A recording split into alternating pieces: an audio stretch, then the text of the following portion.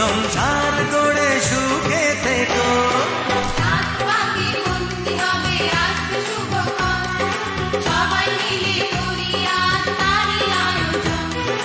ও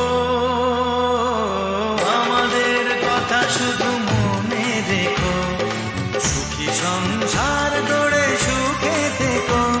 এই ঘর দুয়ার সব শূন্য করে যেতে হবে তোমাকে স্বামীর ঘরে।